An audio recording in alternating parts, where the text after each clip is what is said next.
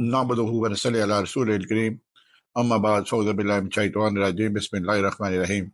ख्वातीन हज़रात, news rider से गौहर सरफराज कुरैशी आपकी खिदमत में हाज़िर है और सलाम अर्ज़ करता है। आज बड़े इंपॉर्टेंट इश्यूज़ पे बात करनी है, जिसमें बलूचिस्तान के हल्के की जब सुप्रीम कोर्ट में अपील दायर हुई, जहां फॉर्म 45 और 47 की बात हुई, तो वहां क्या हुआ? वफाकी मुलाजमीन और जजों के प्लाट्स के मतलब जस्टिस अतर मिर्जा, जब वो chief justice Islamabad high court थे, उस वक्त इन्होंने फैसला किया था। क्या फैसला किया था, आज उसके मतलब क्या फैसला हुआ वो बताएंगे आपको।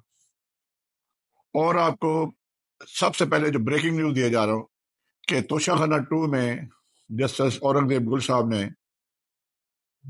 कुछ 3 घंटे के दलाइल के बाद इमरान खान की जमानत मंजूर कर ली है। अब इमरान खान साहब पे कोई केस नहीं है, और अब भी उसको कोर्ट में 1.5 साल से वो बंदा पाबंद सलासल है। अब भी अगर ये फॉर्म 47 की गवर्नमेंट उसको अंदर रखेगी तो ये रियासती जबर, रियासती दहशतगर्दी और रियासती मुनाफकत के जिम्मे में आएगा। आज कानूनी तौर पे इमरान खान की तमाम केसेस में जमानत हो चुकी है। सुबह जब मिस्टर सुलेमान सफदर ने दलाइल दिए तो तकरीबन 1.5 घंटे दलाइल दिए। हालांकि ये इतना लंबा दलाइल वाला केस नहीं था। बेसिकली ये तो इक्विटल का केस बनता है। ये तोशाखाना 3 बनाया हुआ इन्होंने। और ये अगर आप इससे बड़ी बात नहीं थी क्या है कि तोशाखाना केस एक ही बनाते अगर बनाना था सब। और इसमें तो इमरान खान ने बलगारी सेट की जो कीमत 50 लाख रुपए लगी थी उसका 25 लाख दिया था, और कैबिनेट से ये अप्रूव करवाया था कि आइंदा पहले 10% में सामान मिलता था। इमरान खान ने आके उसको 50% कर दिया कि जो भी तोशाखाना से सामान लेगा उसको 50% कीमत अदा करनी पड़ेगी। और बलगारी सेट की कस्टम वालों ने वैल्यूएशन की 50 लाख रुपया, और जिसपे इमरान खान ने 25 लाख रुपए देके बलगारी, और इमरान खान ने इस बलगारी सेट की कीमत 25 लाख रुपए देके वो सेट खरीद लिया कुछ तोशाखाना से। इसमें जो रेफरेंस फाइल किया था नैब ने, बेसिकली वो रेफरेंस था उसकी मिसेस के खिलाफ, बुशरा बीबी के खिलाफ। इसमें बुशरा बीबी को मेन अक्यूज बनाया गया हुआ था। जब बुशरा बीबी की हाई कोर्ट ने जमानत ले ली तो आज जो प्रोसिक्यूटर FIA का, उसने एक नया फिलर छोड़ा, कोर्ट को डराने की कोशिश की कि जनाब ये तो PTI और मीडिया पहले कह रहे हैं कि इमरान खान की जमानत हो जाएगी। तो जमानत कैसे होगी उसकी? जज ने कहा कि आप मीडिया पे ध्यान ही ना करें। नहीं जी, वो तो PTI वाले भी कह रहे हैं जमानत हो जाएगी। वो कल के अंदर जब एक केस में मेन अक्यूज की जमानत हो जाती है, दूसरे का तो वैसे राइट बन जाता है। आप लोगों को पता नहीं कब समझ आएगी। आप लोगों में अगर अकल होती तो ये फॉर्म 47 बनाता ही ना। फॉर्म 37 बना के आपने सारा बेड़ा गर्क किया है सारे इलेक्शन का। जो धांधली करनी थी वो टाइम से पहले कर लेते।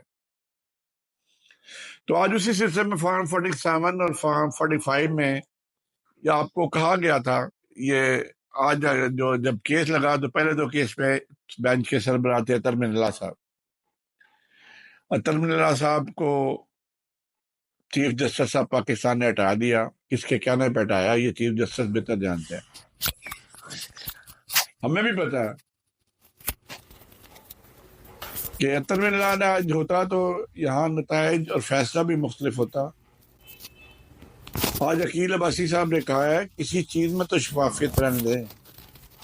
सुप्रीम कोर्ट बार का साबिक सदर जो है शहजाद सौकत, वो पेश हुआ था और उसने आज कादियों ने तो 4 फॉर्म तो उसने जज अकील अब्बासी ने कहा कि ये फॉर्म 45 एक ही काफी है। 18 वोटों का आपने 218 बना दिया, 7 वोटों का आपने 700 बना दिया, और हिसाब किताब आपको करना नहीं आता। उन्होंने कहा कि अभी तक ये रिटर्निंग अफसर को सजा क्यों नहीं हुई? तो मामला जो है वो अब रिटर्निंग अफसर की सजा की तरफ जा रहा है।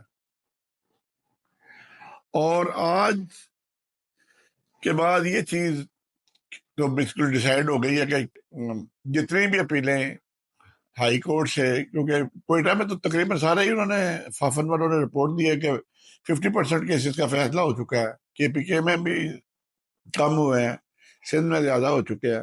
اور سندھ میں تو جہاں ری کاؤنٹنگ ہونی تھی وہاں پیپلز پارٹی والوں نے بیلٹ باکس کی اس کو آگ لگا دی جب وہ ہار رہے تھے. یہ ہوتی ہے دھاندلی دھاندلا. اور پیپلز پارٹی والے بھی رو رہے ہیں. اب جو ایک بندہ تھا جو ان کا کہہ رہا تھا کہ ہم اسے گورنمنٹ سے جان چھڑوا لینی چاہیے.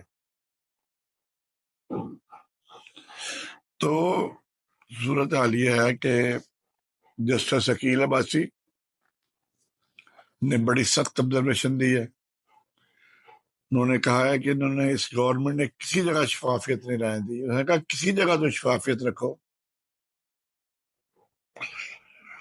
تو یہ جو اس کے متعلق صورت حال ہے یہ بڑی غمگین ہوتی جا رہی ہے. اور یہ فارم 47 کسی وقت کھلنا ہے. فارم 45 اور 47 کسی وقت تو یہ قانون کے گرفت میں آئیں گے. بکرے کی ماں کب تک خیر منائے گی. اب ایک فیصلہ جسٹس اطہر من اللہ صاحب نے جب چیف جسٹس سے تو انہوں نے سو موٹو لے لیا کہ ججز کو پلاٹ کیوں مل رہا ہے. ججز اور یہ وفاقی سیکٹریز کو پلاٹ کیوں دیے جا رہے ہیں انہیں پونے داموں پہ. وہ کہتا ہے جی کروڑ روپے کا پلاٹ ہوتا ہے جس کو لاکھ روپے میں دے دیا جاتا ہے. فیصلہ تو ان کا بالکل ٹھیک تھا لیکن وہاں یہ ٹیکنیکل مسئلہ یہ آ گیا کہ ہائی کورٹ کا چیف جسٹس سو موٹو لینے کا اختیار ہی نہیں ہے. حالانکہ یہ جب افتخار چودھری صاحب تھے چیف جسٹس تو جسٹس جو شریف صاحب تھے خواجہ شریف صاحب وہ سو موٹو لیتے تھے. لیکن اوپر چونکہ افتخار چودھری کا وہ سپورٹر تھا وہ خواجہ شریف تو اس کو نہیں کہا گیا کہ کسی چیز سے منع نہیں کیا گیا جو مرضی کرے. لیکن آج وہ اس کا جو فیصلہ تھا اطہر من اللہ صاحب کا سپریم کورٹ نے اڑا کے رکھ دیا. سپریم کورٹ نے کہا ہے کہ اس کا فیصلہ جو ہے غیر قانونی تھا. لیگل پوائنٹ سے ہٹ کے وہ یا ٹیکنیکل پوائنٹ سے ہٹ کے کیس بہت فیصلہ بڑا زبردست تھا کہ انہوں نے اندھیرنے کی چوپٹ راج بنایا ہوا ہے. سپریم کورٹ کے ریٹائر جج جو کرپشن میں ملوث ہوئے ہیں ان کو بھی 2 کنال کا اسلام آباد میں پلاٹ دے دیا گیا. لیکن آج جو سپریم کورٹ نے اس فیصلے کو کالعدم قرار دے دیا. اب جن کے پلاٹ رکے ہوئے تھے ان کو یہ پلاٹ ان کو اب مل جائیں گے اور ججز کو اور جو کرپشن میں نکلے ہیں ان کو بھی مل جائیں گے اور فیڈرل سیکٹریز کو بھی 2 کنال کے پلاٹ مل جائیں گے. تو بہرحال ایک تو فیصلہ یہ ہوا. جسٹس بابر ستار نے آج آئی ایس پی آر کے متعلق اس کے جو ڈومین ہے اس پہ سوالات کھڑے کر دیے اور انہوں نے رپورٹ منگوا لی ہے کہ آئی ایس پی آر کا ڈومین کیا ہے. آج ہائی کورٹ میں اس بات پہ بڑی ہیٹڈ ڈبیٹ ہوئی کہ ان کا جو ڈومین کیا ہے. دوسرا جو ایک پراکسی ہے اقبال انصاری ایڈوکیٹ کراچی سے اس کا تعلق ہے. وہ اسٹیبلشمنٹ کا بندہ میرے ذاتی طور پہ بتایا. میری اس سے کئی ملاقاتیں بھی ہو چکی ہیں. جب وہ نواب سعید اللہ خان صاحب تھے ہمارے بڑے بھائیوں کی طرح تھے مینٹر تھے ہمارے تو ان سے ملاقات کرتا تھا. جو چودھری افتخار کا جب کیس چل رہا تھا کہتا تھا جی آپ بھی وکیل بن جائے حکومت کی طرف سے. تو میں نے تو اس وقت نواب صاحب کو منع کیا تھا. تو وہ تو جو اس کو اس کی درخواست دے دی آج کے لیے اس کو جو ہے نا پارٹی جو ہے بنایا گیا الیکشن کمیشن نے اس کو سنی اتحاد کونسل کو یہ ختم کیا جائے. تو چونکہ وہ تو ایگری پرسن ہی تھا لوکل اسٹینڈ آئی کو نہیں تھا اس کا تو وہ درخواست تو خارج ہو گئی. لیکن یہ اور یہ ایک محمود صاحب ایڈوکیٹ یہ جسٹس کے کرندے ہیں تو جسٹس کے کہنے میں اپیلیں فائل کرتے ہیں ریٹیں فائل کرتے ہیں. اس کے متعلق تو چودھری افتخار نے تو اس کا بیان کر دیا تھا سپریم کورٹ میں آنا ہی بیان کر دیا تھا کیونکہ چودھری افتخار کے خلاف اس طرح بالکل قریب رہا ہے ان کے.